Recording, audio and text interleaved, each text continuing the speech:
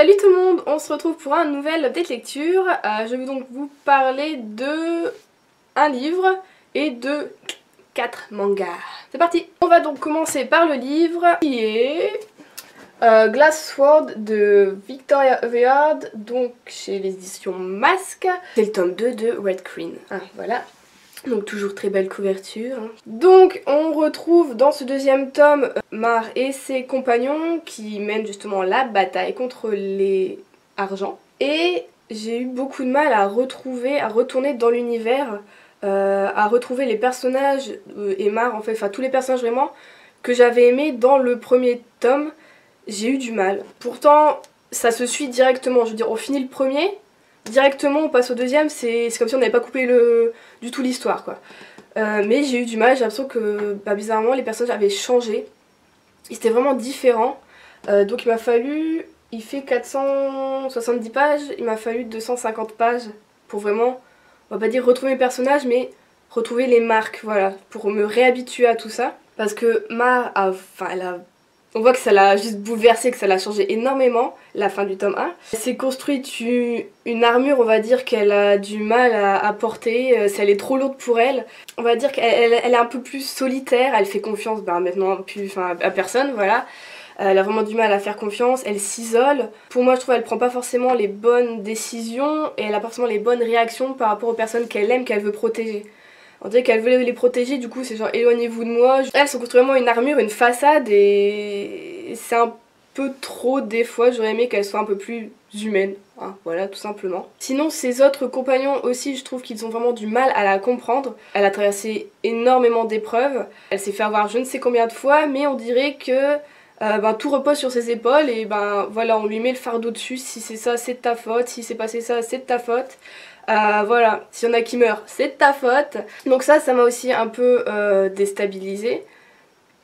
Parce que dans le premier tome, elle était quand même entourée, on va dire. Mais là, elle est entourée, mais elle est vachement solitaire. Donc c'est vrai que ses compagnons m'ont un peu déçue. Mais après, ça va un peu mieux. Je pense parce que je me suis habituée et tout ça. Ça va un peu mieux et les personnages changent aussi un peu petit à petit. Des fois pas forcément dans le bon sens, mais voilà, ça bouge. Donc le début a été très très lent. Quand on regarde les commentaires vraiment sur internet, je suis pas la seule à avoir trouvé le début très lent. Il faut savoir aussi que je lisais ce second tome en pensant que c'était le dernier, que Red Queen était juste une duologie. Et apparemment non, c'est une trilogie. Donc quand je l'ai refermé, j'étais hyper bouleversée parce que ça se finit, voilà. J'étais hyper... je savais plus où donner de la tête, voilà, parce que dans ce tome-ci, on ressent tellement de choses. De la rage, de l'amour, de la joie, de la passion, de la haine. On est totalement torturé. Aussi, l'auteur a également énormément torturé ses personnages. Elle a eu du cran là-dessus, franchement. Donc je lui dis chapeau. Donc oui, moi je pensais vraiment que ça se finissait là-dessus et j'étais là, mais c'est pas possible. Il me manquait plein d'éléments, mais apparemment c'est une trilogie. Bah ouais, Juliette, faut savoir, voilà. C'est une trilogie.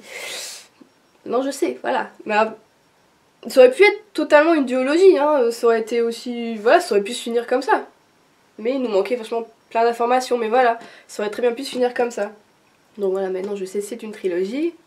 Voilà, ce qui m'a aussi énormément manqué dans ce second tome, c'est Maven.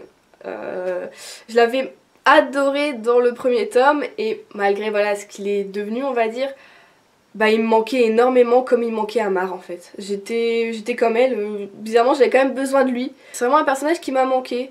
J'adore son côté totalement psychopathe et voilà. Je suis pas du genre normalement à craquer on va dire pour les méchants ou pour les garçons vraiment étranges. Mais lui vraiment je sais pas, il m'a toujours... Je sais pas, j'ai quelque chose pour lui, j'aime beaucoup Maven et voilà. Et bizarrement même Cal n'a pas réussi à combler son absence. J'ai également versé ma petite larme, oui, vers la fin. Ouais, j'ai pleuré. Donc j'ai pleuré de tristesse, mais en même temps de rage, d'incompréhension. Enfin voilà, j'étais vraiment triste et je comprenais pas. Mais en même temps, voilà, si je pensais que c'était une duologie, c'était normal. Mais en même temps, voilà, je suis triste pour ce qui arrive à certains personnages, voilà. Mais malgré tout ça, je ressors de ma lecture, quand j'y réfléchis, j'ai aimé. J'ai aimé que l'auteur me torture, que l'auteur torture ses personnages.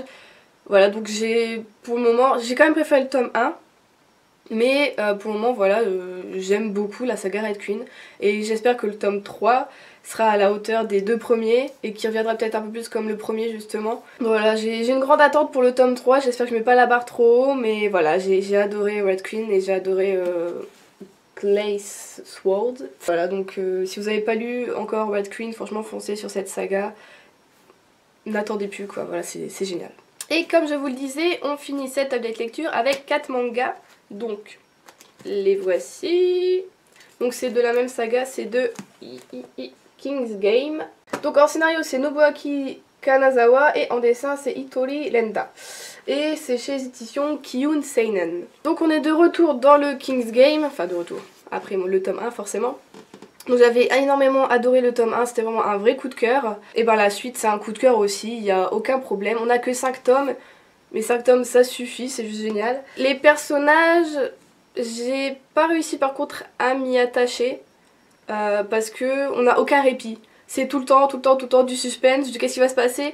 Et en fait on n'a aucun répit, on n'a pas le temps de s'attacher vraiment aux personnages. Alors personnalité on va dire, c'est vrai que Nobuaki est juste, voilà il est génial, il pense vachement aux autres, pas qu'à lui tout ça, donc ça c'est vraiment bien, mais à part lui, peut-être Nobuya son ami, je sais pas trop, non je me suis pas attachée aux autres personnages. Donc le jeu du roi continue, et comment dire que surtout sur le tome 1, 2 et 3, juste ils m'ont fait tourner la tête quoi, ça allait dans tous les sens, j'avais je ne sais combien d'hypothèses, certaines plutôt farfelues, hein. Je m'étais même dit que peut-être Light Yagami de Death Note était derrière tout ça, qu'il allait débarquer comme ça en retournant la page, hey c'est moi avec le Death Note, je suis en train de tous vous tuer.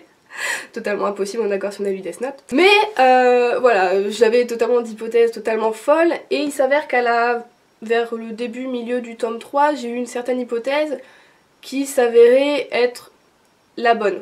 Quand on finit le tome 5, ça s'avère être la bonne. Mais même si voilà, je l'avais juste rangé dans un coin de ma tête et je m'étais dit ça peut quand même être ça, ça, ça ou ça. Voilà, on se fait, même si on a une grosse idée, on se dit c'est peut-être quand même ça. Voilà.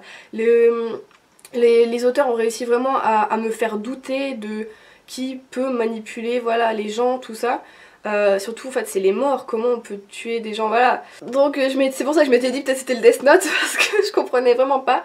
Mais c'est vrai que plus on avance et plus l'hypothèse que je m'étais dite je me disais vraiment ouais c'est ça, c'est obligé. Donc j'ai adoré King's Game. L'univers, le suspense, comme je dis, on court tout le temps, on tourne les pages, donc en une semaine j'ai fini la saga grâce à ma soeur, merci d'avoir acheté ce manga Pauline. Et par contre la fin, alors j'ai dû envoyer un message justement à ma soeur quand je l'ai fini ce matin quoi. J'avais pas compris la fin, ouais c'est bizarre hein, mais j'avais, enfin pour moi j'avais une hypothèse, j'envoie à ma soeur, elle me dit non c'est pas du tout ça.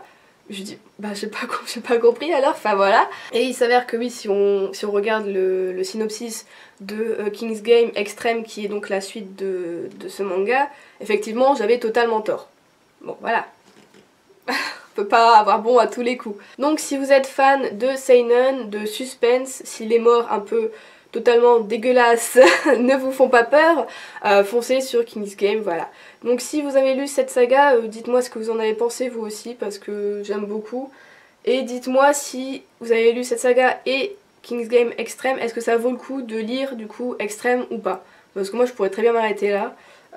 Donc voilà, dites-moi ce que vous en pensez et s'il faut vraiment que je lise la suite ou pas. Donc c'est tout pour cette update lecture, je vous dis à bientôt dans une prochaine vidéo. Salut!